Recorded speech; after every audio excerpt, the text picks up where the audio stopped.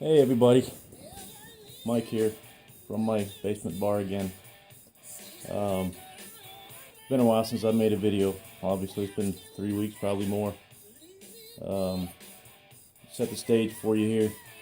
You might be able to hear in the background. Got a little AC/DC going. Tribute to Malcolm Young, just passed away a couple of days ago. I think this is the last album that Bon Scott did too before he passed away. But anyway, two of them gone now, and cheers to them. It's been a rough year for music, you know. Malcolm Young, Tom Petty, they just keep dropping like flies. Anyway, this is kind of a ramble video because been watching videos constantly. Beard just made a video. He did a yabo from Pipe Tree, and he had a pipe on there that sparked my interest because of this one right here I'm about to show you. And Nova Piper also did a video about thrift store pipes that he picked up, or his friend picked up. They were old and some of them were beat to hell, and you know, we've been chatting back and forth about what if those pipes could tell stories, you know, what would how much information could you get if they could just talk to you. Well, this pipe came to mind when I watched both of those videos, because the straight pipe that Beard got, he opened up, and it was, I don't remember what kind it was, but it had, and I haven't lit this yet because I wanted to take it apart. It had these little, I don't know if you can see that, these little vent holes in the top and the bottom. You can see that or not, but there's 3 in the top and 3 in the bottom. And his pipe, this is different than his, but his pipe, that was for a cooler flow. Actually, there were corresponding holes that you know, they lined up with, and there's a little paper filter on it, and it made for cooler smoke. And I said, well, maybe that's what this does too. But I just took it apart, and if you plug the end and try to blow through it, those aren't holes. Decoration? I don't know. But absolutely no air goes through that at all. So aesthetics, looks, I don't know. Can't be a whole lot of functionality, no air goes through it. But anyway, I did some research on this pipe because it belonged to my girlfriend's, now ex-girlfriend, after 12 years, her great-grandfather.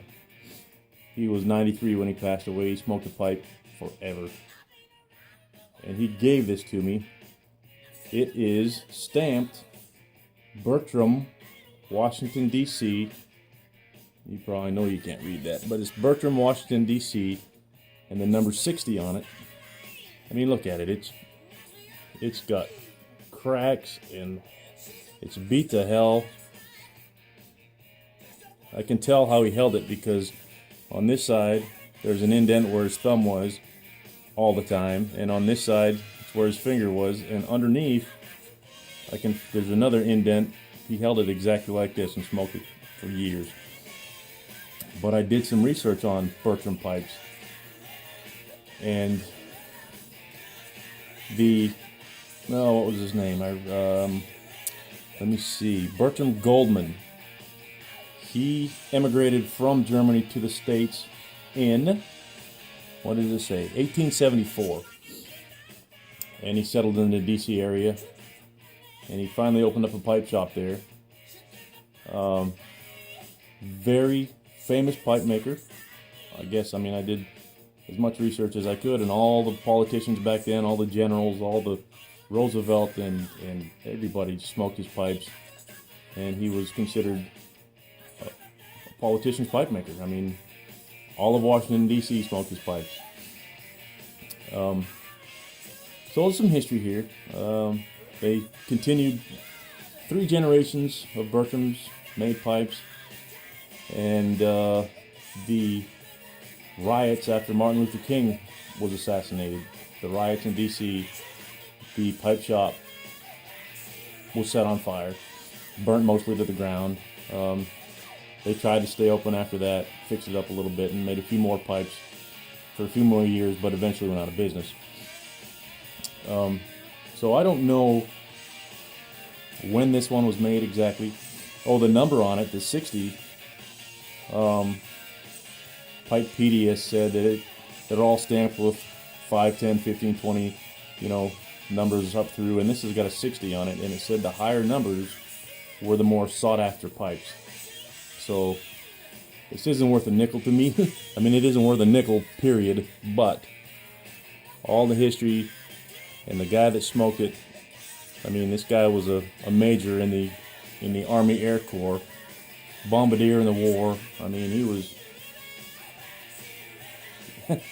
military hero, just a good guy. And so this is probably sentimental value, the most expensive pipe in sentimental value that I own, because of where it came from, who smoked it. It's got all kinds of cake in there. I mean, it's just beat up, but I get to smoke it because he gave it to me.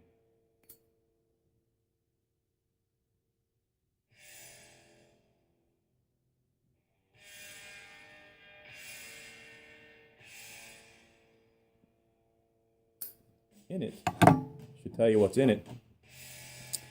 Some Boswell's Mild English. Bryce was smoking this the other day. He said he really liked it, and it is one of my favorites too. It may be my favorite. Depends on the day, I guess.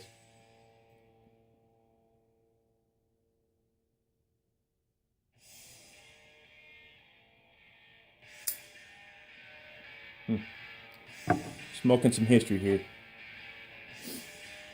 So, I guess I have a question for you guys, all of you guys that might be watching. Do you have, a pipe like this that has sentimental value to you? Maybe somebody passed it down to you, maybe father, grandfather, something that has a story behind it.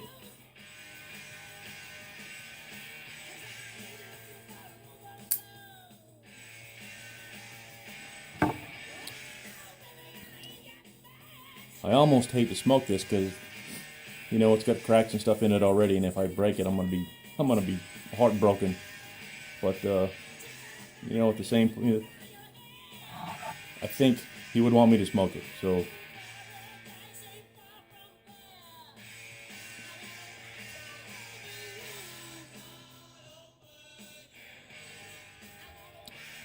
I'm gonna smoke it.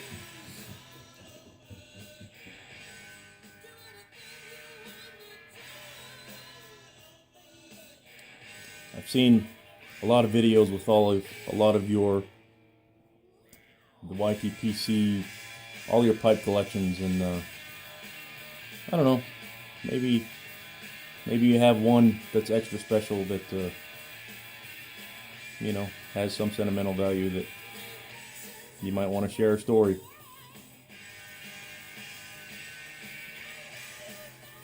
The guy that owned this one, to me, was a real American hero.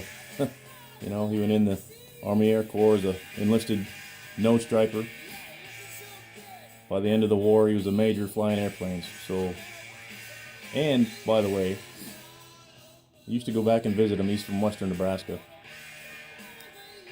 And he still, every year, got in his uniform.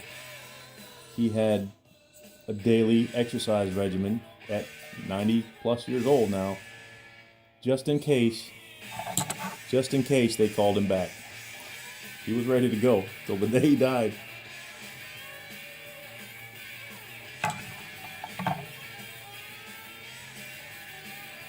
I worked airplanes in the Air Force for 25 years, and I would be interested if, toward the end of his life, if I took him on, you know, a new military airplane, what the changes would be. Because I've been on some old airplanes, you know, with old navigation systems and stuff like that. I wonder if he could fathom the technology that's in them, that's in the new airplanes today.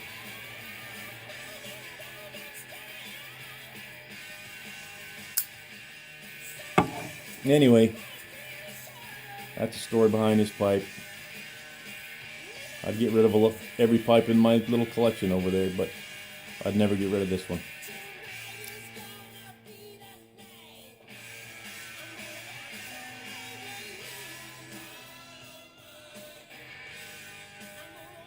So just curious, if you have a pipe with a story, some sentimental value, you know, reply, do a little video about it.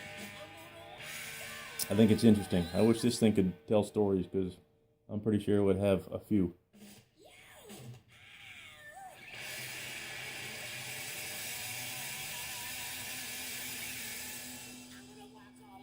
It's probably from the 1940s and it still smokes like a dream, even though it's beat up and cracked and probably got another 100 years in it.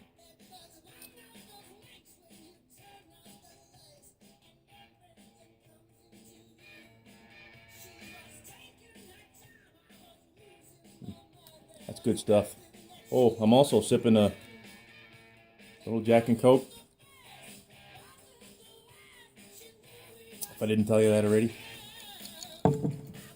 Anyway, watching your videos constantly. Subbing. I'm getting a lot of subs. I'm subbing everybody I can, everybody I'm finding. So, you know, good to see everybody. Virtually see everybody.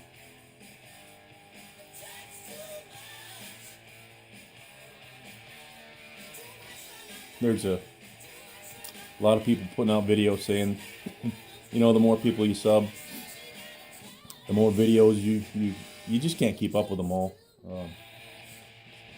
There's no way. I have to start making VRs. Hopefully I'll get time, and you know, as the weather gets colder up here in New England, you can't go outside and do anything. So I guess I'm gonna have more time.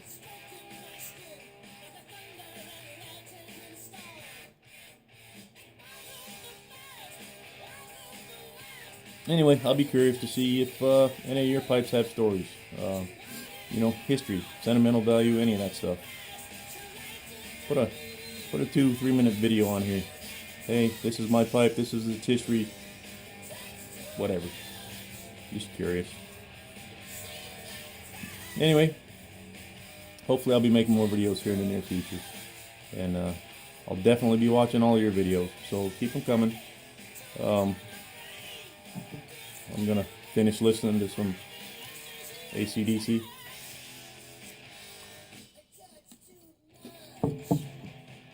Keep the videos coming. I'll talk to you later. Cheers.